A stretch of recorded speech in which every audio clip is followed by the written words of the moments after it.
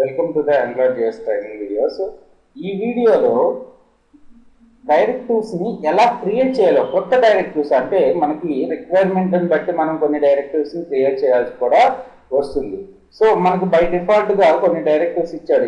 ఏం డైరెక్టివ్స్ అవి? So previous వీడియోస్లో ఎక్స్ప్లెయిన్ చేశాం కదా, ఇనిట్ డైరెక్టివ్. సో అలాంటి డైరెక్టివ్స్ని మనం క్రియేట్ చేయాలి. సో క్రియేట్ చేయాలి అంటే ప్రాసెస్ ఏంటి, ఎలా క్రియేట్ చేయాలి అనేది ఈ వీడియోలో ఎక్స్ప్లెయిన్ చేస్తాను. సో మీకు దానికన్నా ముందు అసలు డైరెక్టివ్తో క్రియేట్ చేసిన ఒక ప్రోగ్రామ్ని చూడండి.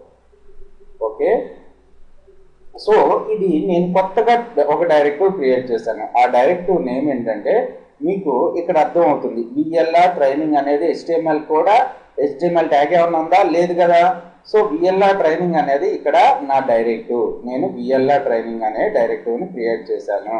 ఆ డైరెక్టివ్ని HTML ఎలిమెంట్ లాగా యూజ్ చేస్తున్నాను. ఇక్కడ HTML ఎలిమెంట్ లాగా యూజ్ చేస్తున్నాను. సో ఇక్కడ అవుట్పుట్ చూడండి ఎలా వస్తుందో. సో ఇక్కడ welcome to VLR training. Here you can learn the HTML, CSS, JavaScript, jQuery, SEO, WordPress, Blogger, AngularJS, more training videos with 1000 rupees subscription monthly. Please follow the link. So ఈ link కూడా నేను కింద ఇస్తున్నాను. So ఎవరైనా సరే videos వినాలి అంటే monthly 1000 rupees subscription mandatory. Okay, అయితే ఈ కోడ్ అనేది ఎలా, ఇక్కడ నేను ఎక్కడన్నా రాశాను మన HTML డాక్యుమెంట్లో వెల్కమ్ అదే సబ్స్క్రిప్షన్ గురించి కానీ ఏమన్నా రాశానా? రాయలేదు కదా. ఇక్కడ సింపుల్గా ట్యాగ్ని యూజ్ చేశాను. సో ఈ ట్యాగ్ ఏదో మిస్టేక్ చేశాను అనుకున్నాము. ఇప్పుడు చూడండి అవుట్పుట్ మనకి ఏమన్నా ప్రింట్ అవుతుందేమో. సో ప్రింట్ అవ్వట్లేదు. చాలా ట్యాగ్స్ ఓపెన్ చేసి ఉంచాను. సో ఇక్కడ ప్రింట్ అవ్వట్లేదు. ఎందుకంటే ప్రింట్ అవ్వట్లేదు, ఈ డైరెక్టివ్ని కరెక్ట్గా యూజ్ చేసుకోలేదు కాబట్టి ఇప్పుడు డైరెక్టివ్ని యూజ్ చేసుకుంటున్నాను. అవుట్పుట్ మనకు క్లియర్గా వస్తుంది. సో అంటే నేను VLR క్యాపిటల్ ట్రైనింగ్ అనే ఒక డైరెక్టివ్ని క్రియేట్ చేసిన. ఎలా క్రియేట్ చేశానో చూద్దాం. అసలు ఫస్ట్ ఆఫ్ ఆల్ ప్రోగ్రామ్ని చూడండి. సో మనం బేసిక్గా ఫస్ట్ నుంచి చెప్పేది ఏంటి, కంపల్సరిగా స్క్రిప్ట్ ట్యాగ్ని ఇంక్లూడ్ చేసుకోవాలి. అంటే మన CDన్ని ఇంక్లూడ్ చేసుకోవాలి, AngularJS యొక్క CDన్ని. తర్వాత నువ్వు ఎక్కడైతే AngularJSని యూజ్ చేస్తున్నావో అక్కడ AngularJSని ఇనిషియేట్ చేయాలి. అంటే NGF అనే యాప్ తోటి స్టార్ట్ చేసుకోవాలన్నమాట. ఓకే, ఇన్వాల్వ్ చేసుకోవాలి. సో నేను ఇక్కడ బాడీ ట్యాగ్లోనే NG అప్లికేషన్ ఇనిషియేట్ చేస్తున్నాను. సో ఇక్కడ NGF అనే యాప్ ఈక్వల్ వరకు దీని మధ్యలో ఏమి రాసేవాళ్ళం కదా, ఇక్కడ VLR అని రాశాను. అంటే ఈ ప్రోగ్రామ్ మొత్తానికి నా యాప్ నేమ్ ఏంటి? VLR. ఓకే, VL అనేది క్యాపిటల్, R అనేది స్మాల్.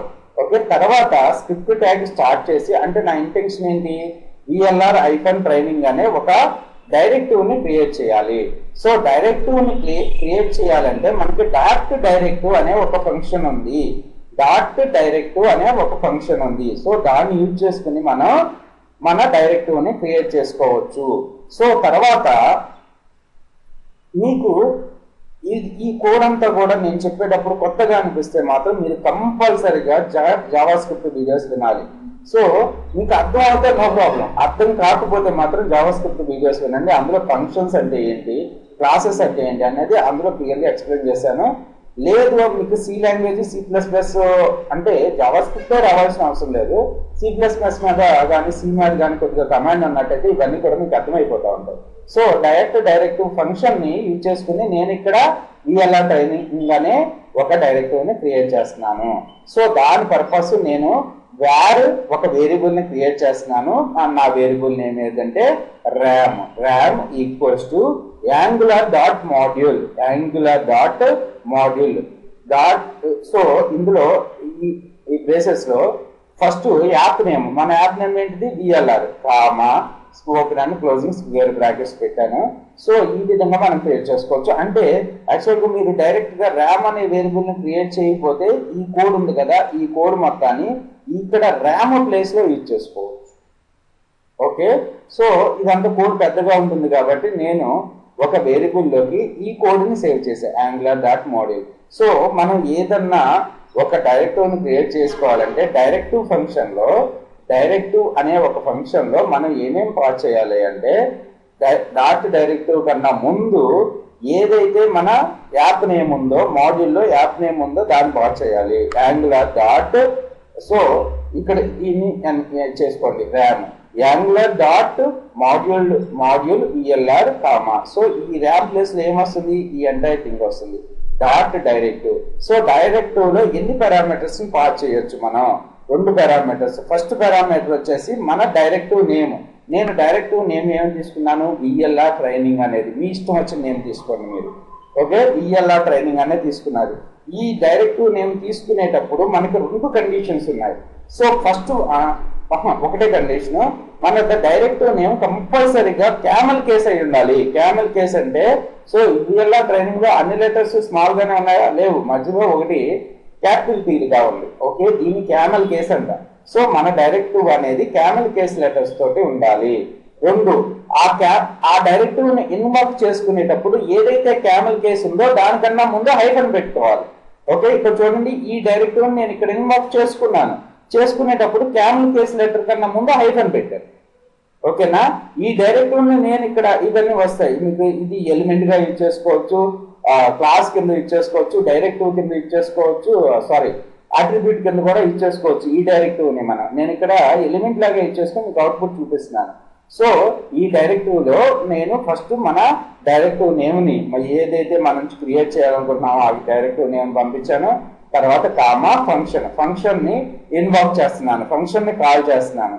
సో ఆ ఫంక్షన్ రన్ అవుతుంది. రన్ అయ్యి దేన్ని రిటర్న్ చేస్తుంది, రిటర్న్ చేసి విఎల్ఆర్ ట్రైనింగ్ లో సేవ్ చేస్తుంది. So function return of template అనే కీవర్డ్ ఉంది. సో అంటే విఎల్ఆర్ ట్రైనింగ్ లోకి మనం ఏదైతే పెట్టాలనుకుంటున్నామో సో విఎల్ఆర్ ట్రైనింగ్ అనే డైరెక్టివ్ లోకి మనం ఏదైతే పంపించాలనుకుంటున్నామో ఏదైతే సేవ్ చేయాలనుకుంటున్నామో అదంతా కూడా టెంప్లెట్ కోలన్ తీసుకుని ఆ కోడ్ అంతా ఇందులో సేవ్ చేయాలి 2 డబుల్ కోట్స్ మధ్యలో.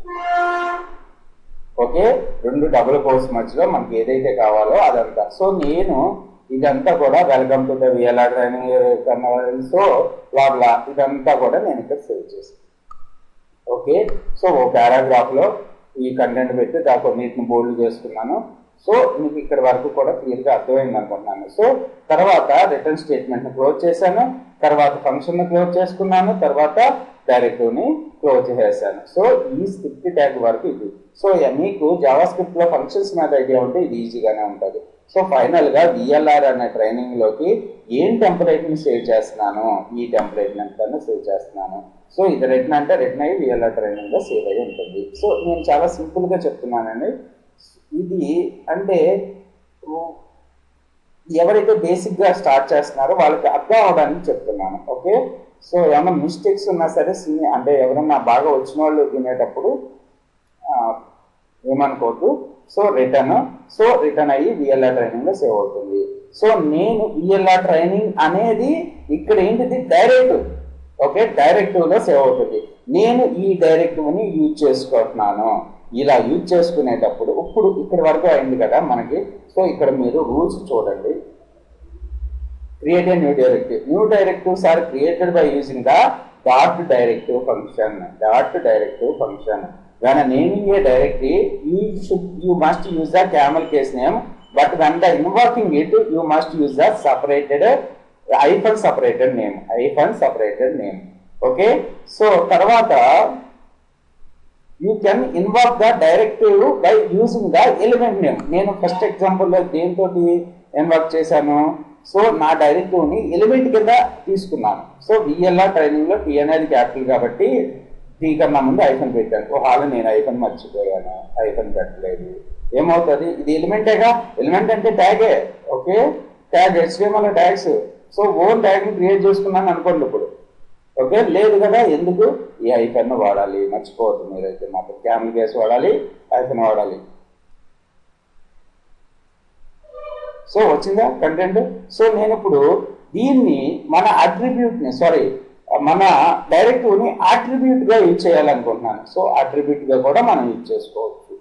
ఇక్కడ div అనే ఒక ఎలిమెంట్ ని తీసుకుంటున్నాను. div లో విఎల్ఆర్ ట్రైనింగ్ అనేది ఇక్కడ ఏంటిది విఎల్ఆర్ హైఫన్ ట్రైనింగ్ అనేది.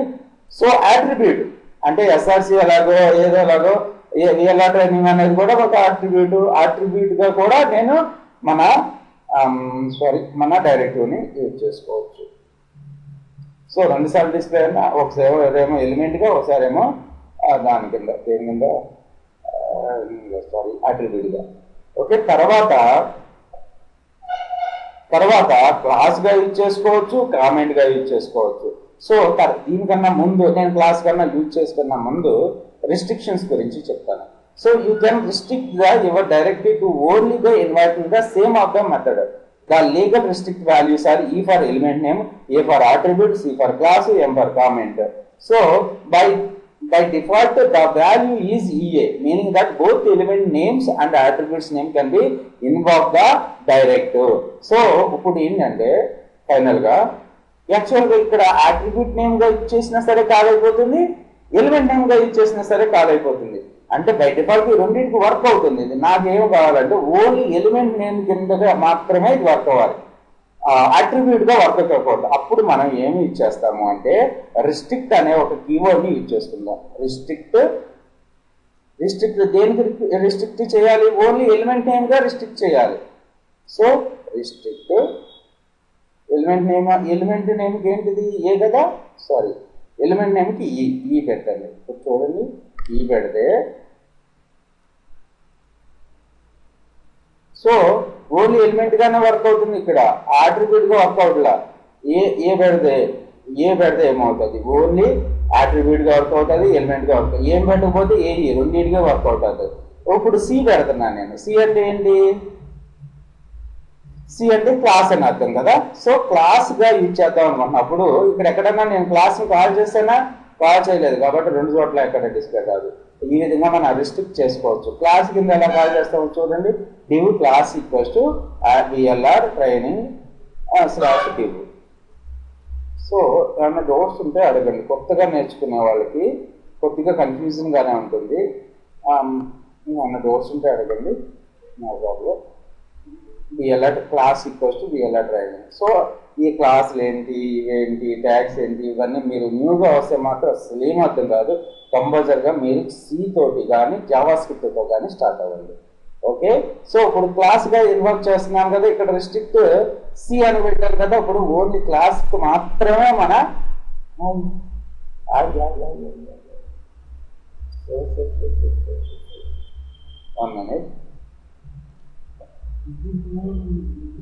Sorry capital C. ఇవి కూడా కండిషన్స్ అన్నీ కూడా. సో ఇక్కడ నేను ఓన్లీ క్లాస్ గానే వర్క్ అయ్యేటట్టు పెట్టాను. అదే నేను తీసేస్తున్నాను, రిస్ట్రిక్ట్ సి అనేది తీసేస్తే క్లాస్ గా వర్క్ కాదు. మళ్ళీ మీరు క్లాస్ గా వర్క్ అవ్వాలి అంటే సి అని పెట్టుకోవాల్సిందే. ఓకే, నాకు మూడింటిగా వర్క్ అవ్వాలి. ఇప్పుడు మూడింటిగా వర్క్ కావాలంటే 3 పెట్టేచ్చా? ఈఏసి అని పెడుతున్నా. వర్క్ అవుతుందో లేదో చూడండి. ఈఏసి